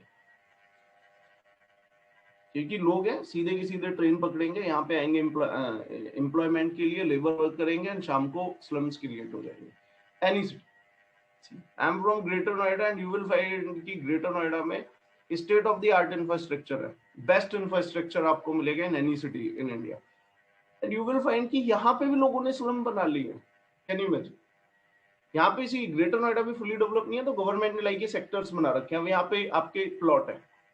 So what they will do, ये लोग मतलब जो भी लोग आते हैं, अब स्लम तो बना रखा है, लेकिन स्लम से पहले क्या करेंगे, खाली प्लॉट है, किसी भी प्लॉट का ताला तोड़ेंगे, रहना स्टार्ट कर देंगे. सी मैं क्रिटिसाइज नहीं कर रहा हूँ, मैं ये आपको सिचुएशन बता रहा हूँ. अगर ये खाली प्लॉट नहीं है, जिस दिन कोई ऑनर आ जाता है वो छोड़ के चले जाते हैं, तो स्लम बना लेते हैं. तो आप इंडिया जैसी कंट्री में जहां पे इंफ्रास्ट्रक्चर किसी सिटी में अगर पॉजिटिव भी है, तो हर जगह आपको स्लम देखने को मिलेंगे. Why so? Again just because of, it is not because you will say कि sir freedom of speech है, freedom of movement है, freedom of residence है. It is also main reason because कि हमारा agriculture sector distress में, agriculture में काम नहीं मिलेगा तो लोग फिर urban, आप you cannot control them, and even especially in a democratic country like India. तो फिर ये भी मेन है, तो you will say कि इसका urbanization पे भी एक इफेक्ट होगा. अब बेटर कभी भी सिटी प्लानिंग कर ही नहीं पाएंगे, आप कितना भी इंफ्रास्ट्रक्चर क्रिएट कर लीजिए, उस पर हमेशा प्रेशर रहेगा ही रहेगा, just because of inward migration. आप में से किसी कोई भी व्यक्ति को लगे कि जो मेरी किसी भी बात से आर्ग्यू सेटिस्फाई नहीं है, तो आप मेरे से फैक्ट पूछ सकते हैं कि सर इसका रैशनल बताइए. अगर आप स्ट्रांगली डिसएग्री करते हैं, अगर थोड़ा बहुत डिसएग्री करते हैं 40-50%, तो सोच लेना कि अगली बार पढ़ के आऊंगा तब पूछूंगा. अगर स्ट्रांग डिसएग्रीमेंट है तो आप मेरे से फैक्ट पूछ सकते हैं, मेरा लॉजिक पूछ सकते. क्लियर है सर? Hello, yes sir. समझ में आ रहा है ये इश्यूज कैसे इंटर रिलेटेड है? Yes sir. तो आप एक बेटर सिटी प्लान भी नहीं कर पाएंगे. सी दिल्ली में भी अगर आप जाते हो, सीपी पे ही जाके देखो, स्मारक आओगे पता चलेगा, सीपी में हनुमान मंदिर है, वहां पे भी लोग आपको उस पर बैठे मिलेंगे. क्या रात को उन पे सोते हैं, जो भी होता है रोड साइड, ये होता ही है, इंफ्रास्ट्रक्चर डेफिसिट है. सो इसके अब मैं 2-3 आपको बता रहा हूँ. तो इससे एक और भी होगा, ये रूरल अर्बन माइग्रेशन मैंने आपको बता दिया. अगेन टॉपिक वही था, हेडिंग देख लेना, एग्रीकल्चर डिस्ट्रेस के और क्या क्या हो सकता है एग्रीकल्चर डिस्ट्रेस से. तो और फर्दर आपका हो सकता है लो लेवल ऑफ इनकम होगी फार्मर की, लो लेवल ऑफ इनकम. तो पॉवर्टी का क्या होगा, क्योंकि 80% जो आपके पुअर लोग हैं वो तो आपके शहरों में ही है, सॉरी अर्बन इलाके में ही है. And most of you are very aware that कि अर्बन इकोनॉमी, रूरल इकोनॉमी का जो बेसिस है वो ही एग्रीकल्चर है. तो पॉवर्टी कैसे दूर करोगे, इनइक्वालिटी कैसे दूर करोगे? ठीक है. दूसरा फिर आपका हो गया इंक्रीज इन डेप्टनेस. किस कर्जे में बढ़ते रहेंगे, और जब किसान कर्जे में बढ़ते रहेंगे that will became a political issue. Political issue रहेगा. और इनडेप्टनेस होगी तो इन्वेस्टमेंट कम हो जाएगी एग्रीकल्चर में. इन्वेस्टमेंट कम होगी तो वो फर्दर लो प्रोडक्टिविटी लेके आएगी, लो प्रोडक्टिविटी होगी, वो दोबारा कर्जे में फंसेगा, तो ये एक स्पाइरल में फंस के रह जाएगा। पॉलिटिकल इशू बनेगा तो पॉलिटिकल पार्टियां आपका लोन वेव ऑफ करेंगे, लोन वेव ऑफ करेंगे, अपने आप ये इकोनॉमी को आपका इफेक्ट करेगा। समझ में आया? That's why you will find a number of states have wave off the debt of farmer, like UP ने किया है, कर्नाटका ने किया है, और किसने किया? मध्य प्रदेश ने किया, पंजाब ने किया। इसमें एक उड़ीसा का मॉडल बड़ा अच्छा था, उड़ीसा ने बड़ा अच्छा किया था। उड़ीसा की एक स्कीम थी, now this is a homework for you, इसको जाके एक बार देखना। स्कीम थी कालिया, कालिया स्कीम को जाके पढ़ना फार्मर्स की, ये होमवर्क है, नेक्स्ट क्लास में मैं पूछूंगा आपसे, ठीक है? कालिया स्कीम ऑफ उड़ीसा की सी, यहाँ पे एक डिबेट भी स्टार्ट हो गई थी। सो दे आर सेइंग ये लॉन वेव ऑफ कर रहे हैं, उड़ीसा ने मना कर दिया, वहां की गवर्नमेंट ने, कि लॉन वेव ऑफ नहीं करेंगे, हम अदर वे जाएंगे। तो ये दो अप्रोच थी कि फार्मर डिस्ट्रेस से कैसे डील किया जाए। One approach is this, other is that approach of Orissa. Then again farmer suicide बढ़ेंगे,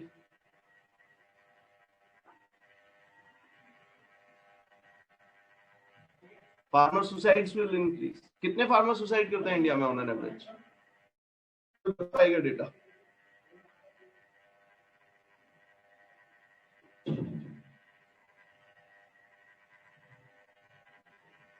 क्या कोई डेटा तो दो यार, रफली।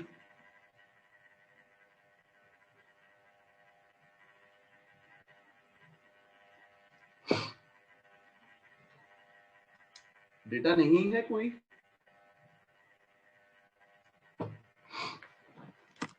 तो आपको यहाँ पे पता चलेगा कि इंडिया में ऑलमोस्ट कितने हैं।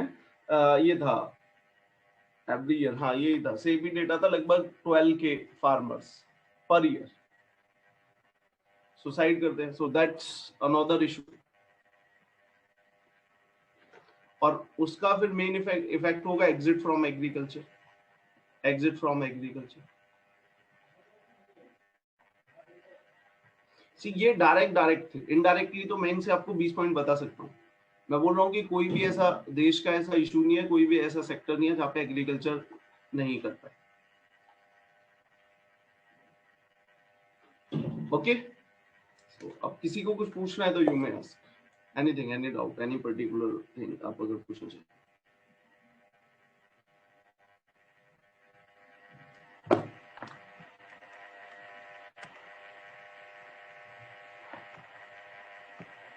सर इंडस्ट्री और इन्वेस्टमेंट वाला एक बार फिर से समझा देंगे?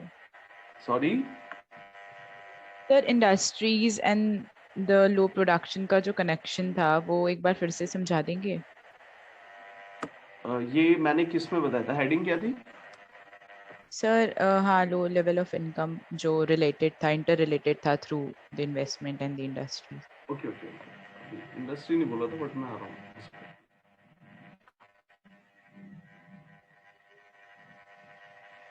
अच्छा, ये वाला आपका पॉइंट था ना, राइजिंग इंडेटनेस में मैंने जो बोला था, सी कर्जा बढ़ेगा, फार्मर्स के लो इनकम का इफेक्ट क्या होगा? बिल्कुल ठीक बात है, फार्मर्स की इनकम कम होगी तो इंडेटनेस बढ़ेगी। अब इंडेटनेस बढ़ेगी, उसका एक तो हो गया भैया पॉलिटिकल इशू होगा। पॉलिटिकल कैसे इशू हो गया? Politicians will mobilise people in the name of loan waive off, की लॉन वेव ऑफ हम करेंगे। अब ये एक अच्छी पॉलिसी नहीं है, लेकिन फार्मर की पॉलिटिशियंस प्रॉमिस करेंगे, लाइक यूपी में किया था, प्राइम प्रधानमंत्री ने बोला था, मध्य प्रदेश में किया है, आप प्रॉमिस कर रहे, तो एक पॉलिटिकल इशू बन जाएगा। लॉन वेव ऑफ करना अगेन अपने आपके देश की जो क्रेडिट कल्चर है उसको नुकसान पहुंचाता है, फिर लोग पे ही नहीं करते, अगले इलेक्शन का वेट करते हैं। हमारे अगर आप एग्रीकल्चर का जो एनपीए बन रहा है उसका मेन रीजन ये भी है कि पॉलिटिशियंस ने क्रेडिट कल्चर को डैमेज कर दिया। Again RBI governor Raghuram Rajan के क्रेडिट कल्चर को डैमेज कर देता है। शॉर्ट टर्म में दिखता है कि आपको सही है, लेकिन ये लॉन्ग टर्म में फिर लोग पे ही नहीं करते। नवीन पटनायक जो उड़ीसा के सीएम, उन्होंने ये बोला था कि अगर मैं 10% लोगों का भी लॉन वेव ऑफ कर रहा हूँ तो जो 60% अच्छे फार्मर है जिन्होंने मेहनत करके लोन को पहले पे ऑफ किया है कैसे भी करके, ये उनके अगेंस्ट डिसऑनेस्टी होगा। Yes sir. तो ये तो पॉलिटिकल इशू होगा। दूसरा हो गया जब फार्मर के पास पैसे नहीं है वो इन्वेस्ट कैसे करेगा एग्रीकल्चर में। आज भी हमारा एग्रीकल्चर मॉडर्नाइज नहीं हो पा रहा है जस्ट बिकॉज कि एग्रीकल्चर में इन्वेस्टमेंट नहीं है, लोगों के पास ऑब्सोलीट वे में कर रहे हैं, ड्रिप इरिगेशन नहीं लेके आ रहे, मैकेनाइजेशन नहीं है, अच्छे सीड नहीं खरीद, पैसे नहीं है। तो पैसे नहीं है का सीधा इफेक्ट क्या होगा, इन्वेस्टमेंट एग्रीकल्चर में कम हो जाएगी। और आपको अगर प्रोडक्टिविटी बढ़ानी है, इट्स नॉट ये प्रोडक्टिविटी बढ़ानी है, पहले आप एक खेत से 10 बैग लेते थे, अब 15 बैग करने हैं, तो you have to investment in that particular area to increase productivity. कैसे भी करो, मैकेनाइजेशन करो, ड्रिप इरिगेशन करो, कुछ भी नहीं, टेक्नोलॉजी लेके आओ। लेकिन जब कर्जा है तो इन्वेस्टमेंट कम होगी, इन्वेस्टमेंट कम है तो लो प्रोडक्टिविटी होगी, और लो प्रोडक्टिविटी दोबारा से फिर उसको कर्जे में डालेगी। तो फार्मर तो इस ट्रैप में ही फंस के रह गया, इसी साइकिल में घूमता रहेगा। यस सर, समझ। ठीक है ना। इट्स लाइक कि क्योंकि आप गरीब हो आपको अच्छी एजुकेशन नहीं मिलेगी, पुअर एजुकेशन मिलेगी तो फिर आप गरीब रहोगे, ये वही वाला स्पाइरल है, इसी में आप फंस के रह yes sir, yes sir, thank you. Okay, so like यहाँ पे ये दैट्स होमवर्क फॉर यू कि उड़ीसा की कालिया स्कीम क्या थी, ये आपको पढ़नी है।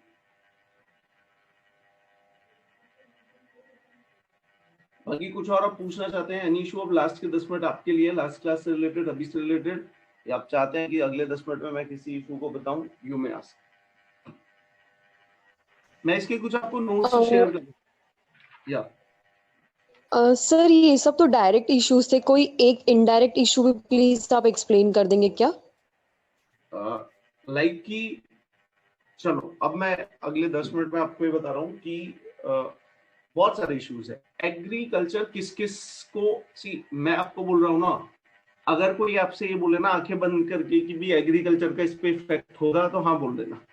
हाँ, तब तक ये इतना रेडिकल ना हो कि समवन विल से एग्रीकल्चर से हमारे स्पेस प्रोग्राम इफेक्ट हो रहे हैं, हालांकि उसमें भी कोई लॉजिक जुड़ सकता है। तो एग्रीकल्चर को जितना ब्रॉडली देखना चाहते हो उतना ब्रॉडली देखिए, ठीक है। तो अब मैं यही आपको बता रहा हूँ कि एग्रीकल्चर, ये आपको मैं कल या परसों में कुछ बहुत सारे मतलब बुक्स भेज दूंगा, आपको मिल जाएंगे और थोड़ा सा आपको क्लियरिटी आएगी। चलो अभी मैं आ रहा हूँ।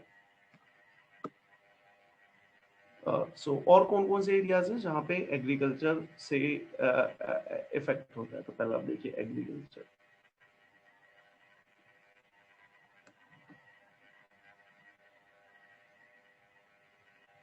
तो एग्रीकल्चर मैंने बहुत सारी बातें आपको बता चुकी हैं और भी मैं बोल रहा हूँ। एग्रीकल्चर से ये होगा आपका, अगर एग्रीकल्चर सेक्टर लो जाएगा तो उसके क्या इफेक्ट होंगे?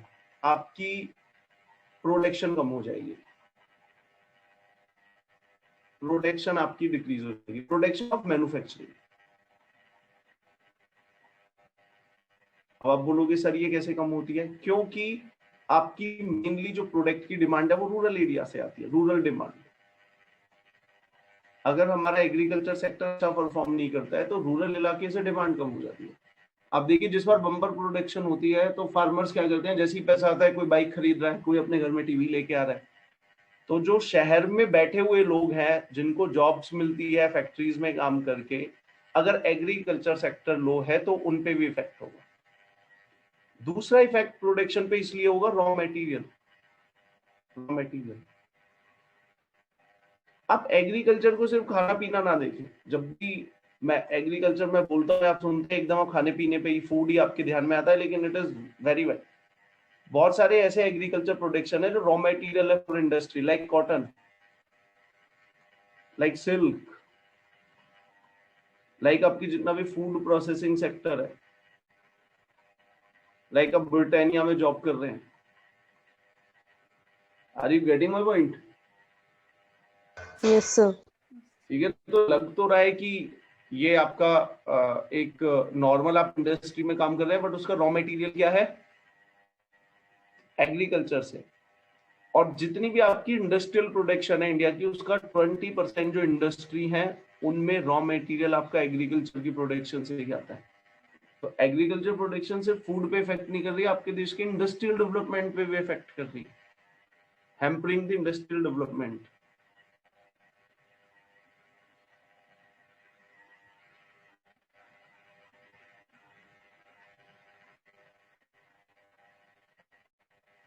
क्लियर है? Yes sir. देन आपके देश का पॉलिटिक्स को भी इफेक्ट करती है.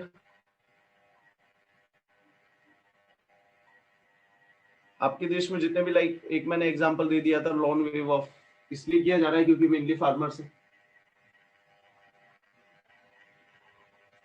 Again water security.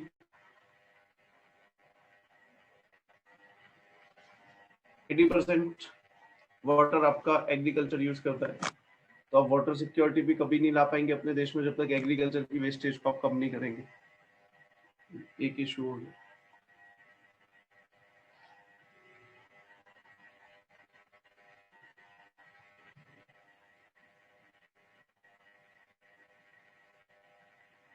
देन और आपका हो गया लाइक लो एक्सपोर्ट. इंडिया का जो एग्री एक्सपोर्ट है, एग्री एक्सपोर्ट वो 40 बिलियन के आसपास है. ये एक्सपोर्ट है. कैन यू इमेजिन कि इंडिया जैसी कंट्री भी स्टिल हम इंपोर्ट भी करते हैं लगभग 20 बिलियन का. 20 बिलियन का हम इंपोर्ट भी करते हैं.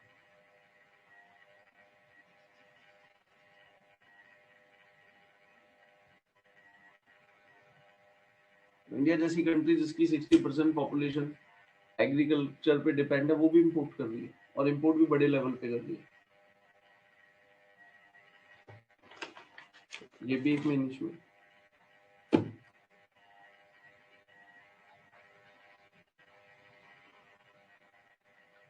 उसके बाद में और देखें आप, और एग्रीकल्चर का किस पे होगा, अर्बनाइजेशन आपका हो गया,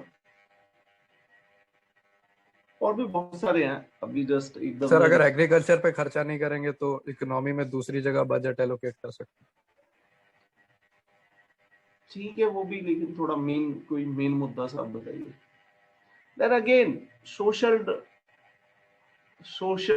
डेवलपमेंट. अगर आप रूरल इलाके को डेवलप नहीं करेंगे, रूरल डेवलपमेंट, रूरल इकोनॉमी की बैकबोन ही एग्रीकल्चर है. तो जब तक आपका ये डेवलप नहीं होगा, तो एग्रीकल्चर डेवलप नहीं होगा, तो आपका रूरल इलाका अच्छे से डेवलप होगा ही नहीं. समझे? रूरल डेवलपमेंट के लिए agriculture sector is very critical. आपके देश की अगेन फूड सिक्योरिटी के लिए, agriculture sector is very critical. Like country like India with a population of 1.5 billion expected by 2025, आप एक्सपेक्ट नहीं कर सकते कि फूड सिक्योरिटी नहीं है. इसलिए भी. And then again climate change, ये बता ही चुका हूँ आपको. सबसे ज्यादा जो मेन डिस्ट्रेस आने वाला है एग्रीकल्चर सेक्टर पे आने वाला है.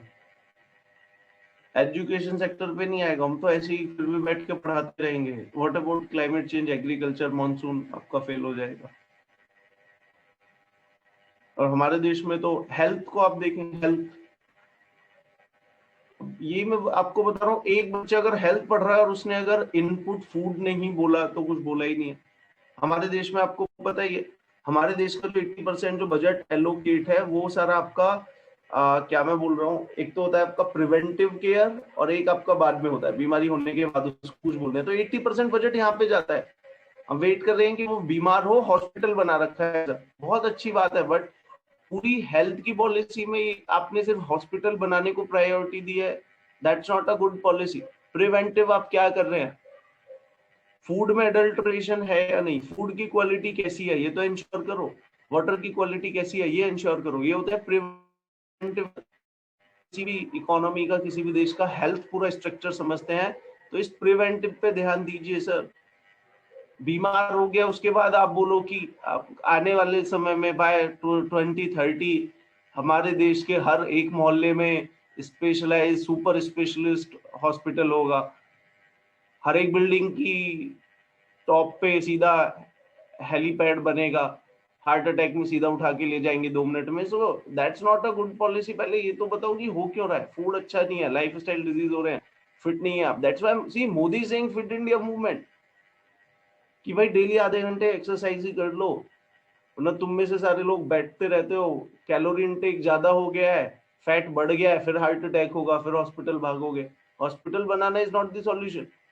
तो उसमें एक फूड भी है, फूड अडल्ट्रेशन हमारे देश में है। Again hidden hunger, anaemia women's में, फीमेल्स में नॉर्मली होता है, रेड ब्लड सेल कम है। तो खाना अगर आपका सही नहीं है तो एक ये भी है। और खाना हेल्थी फूड कहाँ से मिलेगा? ऑर्गेनिक हो, केमिकल फ्री हो, एग्रीकल्चर से ही मिलेगा। हेल्थ में अब हेल्थ की एजुकेशन को लेके भी बड़ी दिक्कत है। हमारे देश ने एक मेंटेलिटी बना रखी है कि पढ़ लिख के इंजीनियर ही बनोगे, पढ़ लिख के you can not become a farmer. ये पूरा सोशल इशू भी है, माइंड सेट इशू है। अब एक देश ऐसी पैरालाइज थॉट के साथ आगे बढ़ रहा है तो वो कैसे होलिस्टिकली डेवलप कर पाएगा? ठीक है गाइस, आज के लिए इतना बहुत। अब किसी को कोई स्पेसिफिक डाउट हो स्पेसिफिक टॉपिक पे, स्पेसिफिक पॉइंट पे, you may answer.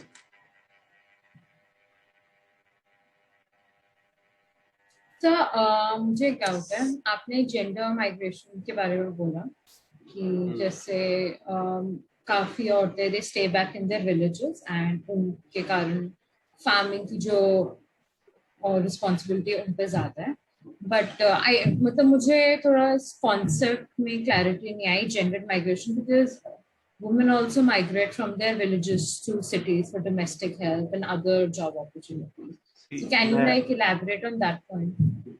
What I was telling is that कि मान लो 100 लोग माइग्रेट कर रहे हैं, वो विलेज से जाते हैं आपके अर्बन सिटी में। कल को आप खुद ही ये करना, आप 10 लोगों से बात करना, 10 लोगों से, कोई रिक्शा वाला होगा, कोई, यू विल फाइंड कि ज्यादातर की फैमिली वहां पे ही है। तो नॉर्मली क्या होता है, just because of many reason कि भाई वहां पे परिवार है, या आपको नहीं पता आप किस अनसर्टेन सिचुएशन में आप शहरों में जा रहे हो, सरवाइव कर पाओगे या नहीं, या फिर कई बार छोटे बच्चे होते हैं। तो ये माना गया है कि जो लोग माइग्रेट करते हैं, आप मानिए कि 80% है वो मेल ही माइग्रेट करता है मेनली। 20% केस में यू कैन से कि फीमेल और मेल पूरी फैमिली माइग्रेट कर रही है।